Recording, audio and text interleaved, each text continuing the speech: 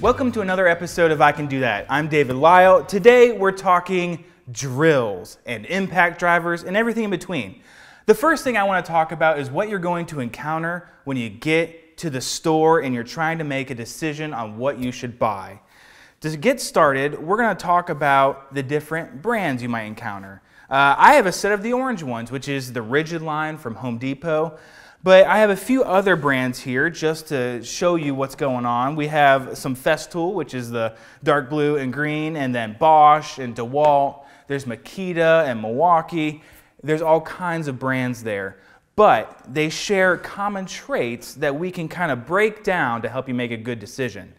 So the first one I want to talk about is battery technology, because you're going to see a few differences here when you start making this decision. First, you're going to see a line of 18 volt, 12 volt, and I don't have their 20 volt, but DeWalt advertises a 20 volt system.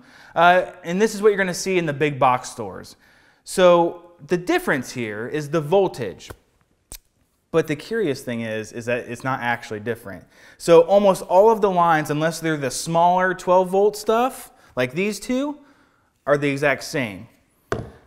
18 volts is what the current lithium ion battery packs deliver. If they say 20, that's because there's a maximum voltage versus the nominal voltage. And it's just 20 volts versus 18 volts. It varies as the battery is used. And there's different battery sizes. So you might notice that the battery pack on this one is smaller than the one on here.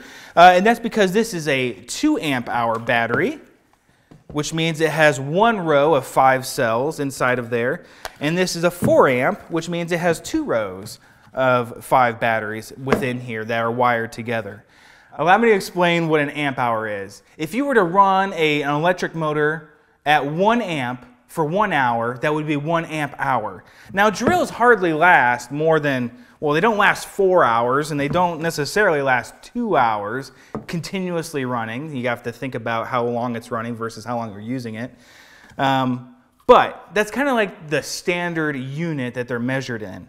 So what we find in our shop is that the 4 amp hour batteries are a good balance between weight and size versus the amount you get to use them. We will use a 4 amp hour battery for an entire build almost with the amount of drilling we do. But if you're installing a deck or something bigger, you're going to want a good 5 amp hour battery or just several of them. And so you'll see that batteries are kind of expensive, and so you really have to think about how you're investing in this drill and driver situation, because there's all kinds of other accessories that go with them. Now, as you work your way across the drills, you're going to notice something else, that drills are not created equal. So we have a proper driver here, a proper impact driver here, and then we have a combo unit here. The difference being, a standard drill will have a continuously running bit. There's no magic here, it's just turning whatever is inside of the chuck here.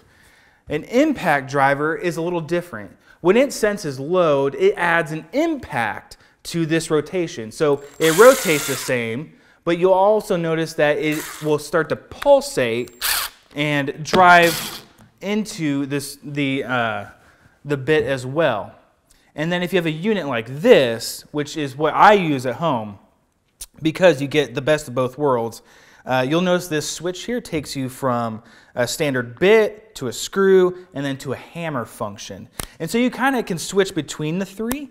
And so you get a proper regular driver, but you also get the impact features that are great on these units. The disadvantage is that it's bigger. It's significantly bigger than just a little impact driver, which these are getting smaller and smaller all the time. And it's just a little bit bigger than a regular driver.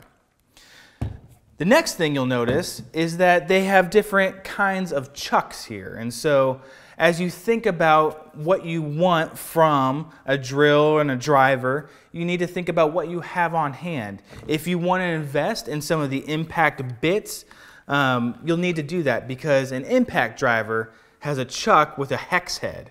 And so like here we have a socket that drops into here, and it just clicks in and then it won't release. One thing you need to know about this is that you need to have impact rated bits, drivers, and sockets like this. And they're usually black like this because it's how they manipulate the metal when they're manufacturing it that allows it to be impacted from these drivers that will prevent them from breaking. I've had Phillips head bits that I've been driving screws in an impact and it's cracked to them, and then I gotta go get another one.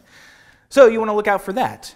Something I want to talk about just as a user of a drill and driver is the way that you load these.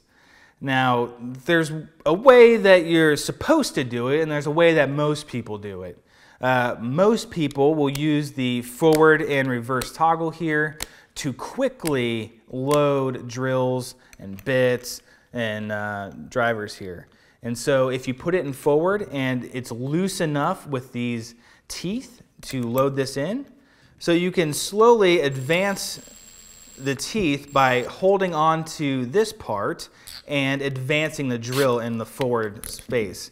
One thing you'll notice, and I just did it out of habit, is once it comes in contact with the bit, it will stop, but then without using the trigger or anything like that, you get a couple more ratchets on this, and now it is fully tightened in there. To release it, you can just spin it the other way, and it'll come out. A lot of people will throw the drill in reverse, hold on to this, and do it really quickly. And you start holding the bits in between your thumb and your index finger here, loading them in, grasping that. And the manual tells you to not do this because it can spin quickly, and if you have a big paddle bit on here or something, you have stuff spinning. You don't want that to come in contact with your hand. But one other thing to watch out for when you're loading these. If you're using a hex bit like this, you have 3 teeth in here, and it needs to be loaded on here properly. So it's possible with the 3 teeth that you don't hit these flats. You catch this kind of in between 2 teeth. Like, let's see if I can do it. There we go. You definitely don't want it like this. And what's happened is the hex part has caught in between teeth. I think the bottom of it is caught down here below. That's not how it's supposed to be. So you would just loosen it up, and you're really trying to land these teeth on the flats of that hex, which it kind of naturally wants to do, so you should be in good shape. So one of the other things that you'll notice on these drills, and my impact doesn't have it, but they are starting to include it on impacts too, is a gearbox. So there's actually a 1 and a 2, which represent different settings on the gearbox. 1 being the slow speed, 2 giving you a little more RPM. Now, to talk about drill speed is going to depend a little bit. Different brands have different speeds. They all pretty much have 2 gears. I'm seeing them with 3 now in some models, but the 1 and 2 represent slow and fast. So when you're drilling something with a regular drill bit, the smaller the bit, the faster you want to spin it. The larger the bit, the slower you want to spin it. If you're drilling a 1/8 inch hole or something along this size, you can go a little faster. If you're going with a bigger bit, you really do want to slow it down because you're removing more material, there's more torque involved, and that sort of thing. While we're at the top of the drill, let's talk about the clutch. It's an underutilized feature of almost all drills. Basically, you have a scale here of 1 through 24, and on drivers like this one, you'll notice it actually has just a drill bit picture here, which means that you are moving from the lowest number. Let's say you're on 1 through 4. That is going to stop your drill bit at a very low torque so that when you're driving a small screw or something like that, you don't strip out the threads from the wood. You don't just spin it inside the wood. What you might notice is that as you move into harder woods, you need to increase this number to get an appropriate clutch setting. And so what this clutch is going to do is prevent you from damaging the wood. So really, it's almost better to set a lower number and then increase it if you really need to. If you're drilling into something like concrete or something like that, it doesn't hurt to put it on the direct feed setting here. So this little drill bit indicates that you are going to have the full torque. The clutch is pretty much disabled at this point, and you have full power all the time. Now, one last thing while we're at the top of the drill. Drills are meant to be vented. We have a motor up here at the top, and there are vents all around here that are really important. And what brought it to mind is I was thinking about drilling through concrete. When you're using a drill like this, it is easy to put your hand right here and to push harder while using the drill. And what have I just done? I have covered up 90% of the vents on this drill motor. That is going to cause it to operate less efficiently, to overheat, and that sort of thing. You should get a nice breeze while you're using this drill coming from all of these vents. So let's move down the handle a little bit. I want to take a moment to thank our sponsors for this video and the I Can Do That series. Woodcraft is the perfect place to get all of your wood, your tools, your supplies, everything you need to get started on a woodworking project. They have experts in the store and online to help you get you what you need.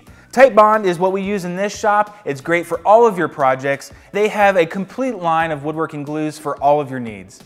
Thank you for your support and enjoy the rest of the video.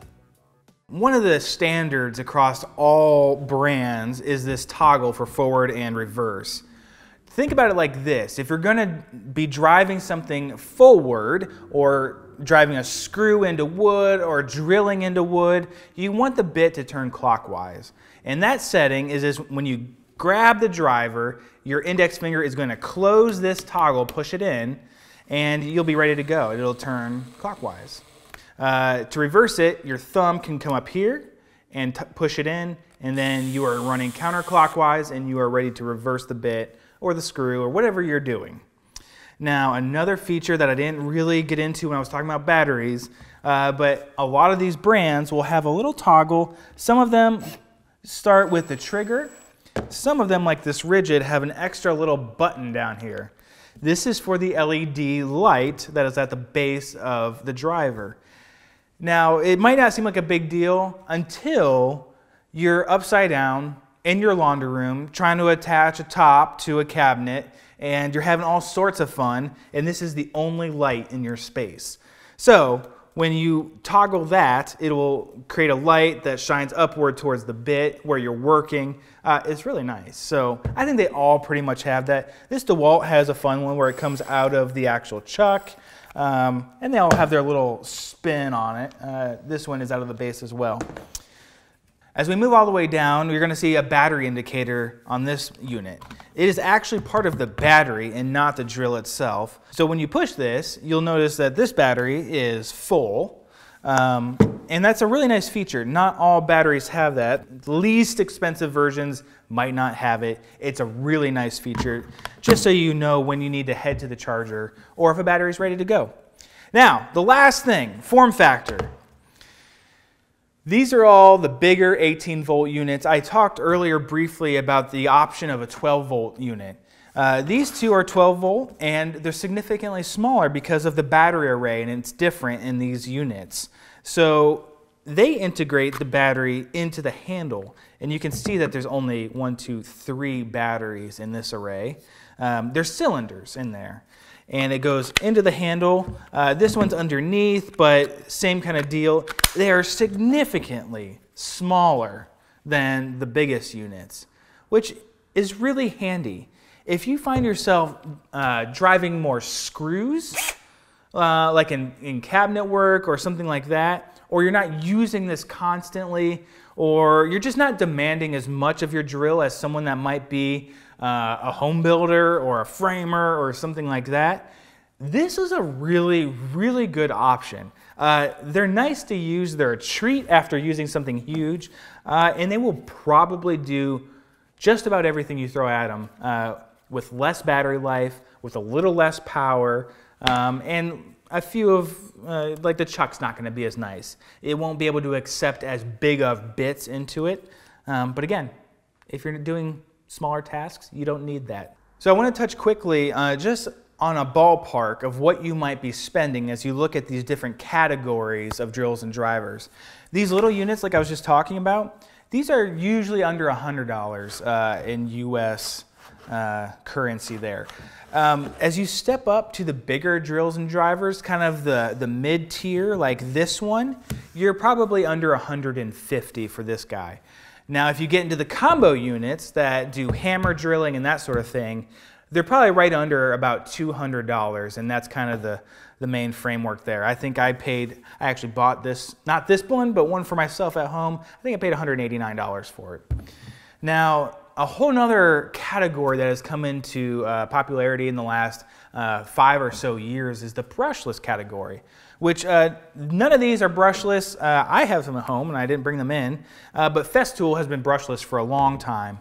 But that really drives the price into a whole new category. From what I've read, it's about 30% more expensive for a manufacturer to make a brushless drill than a traditional brushed motor.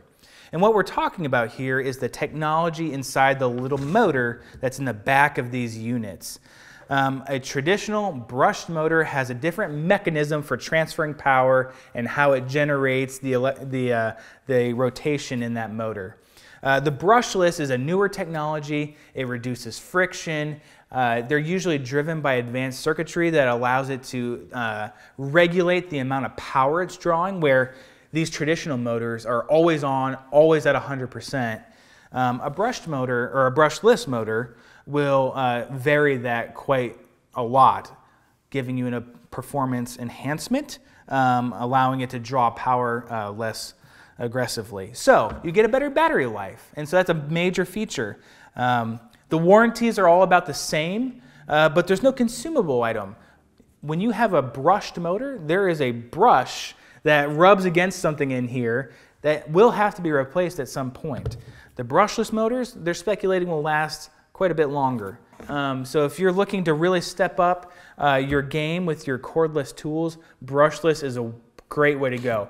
And really, at this point, that's pretty much the main thing that's available. At the very lower end, you might not see them, but all the big brands are pushing them hard, so you'll see that everywhere.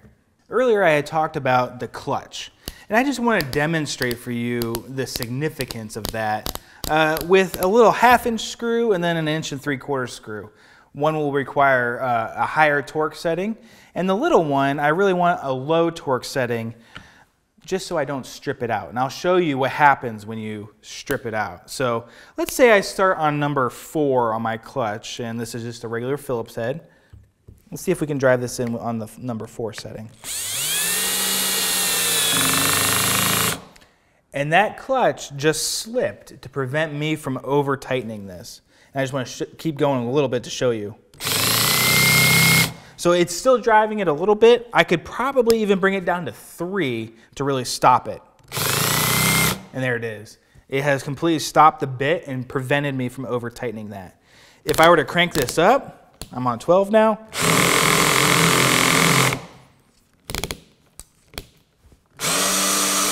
That's what happens when you over tighten way too much. It's going to start spinning in there.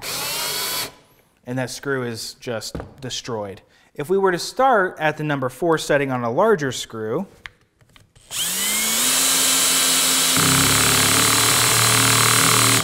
we're not able to drive the screw all the way in. So we have to advance it up to something higher. Let's try 12. That's halfway on the clutch dial.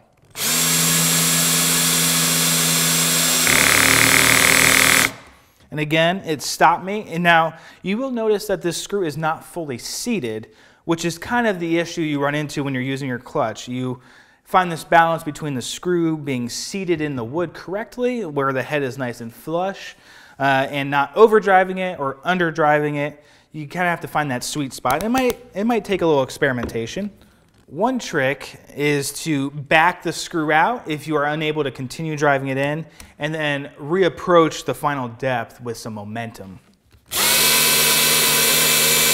And I've set my dial to 20 now, and I think this will let me seat it in. That was an example of driving it too far, and I don't know if you can see this, but the head is buried under the surface a little bit. Now, being on the setting 20, I didn't spin it, but it's in too far. And so again, that's where you find your balance, and that's how you use your clutch. It will save you, but it can also be a little frustrating if you don't have it quite right. So I hope you found this episode of I Can Do That helpful. The world of cordless drills and drivers and other tools for that matter is constantly expanding with all kinds of new technologies being integrated. So if you have any questions after this episode, leave them in the comments and maybe we can have a conversation about it. Until then, we will see you in the next episode of I Can Do That. Happy building.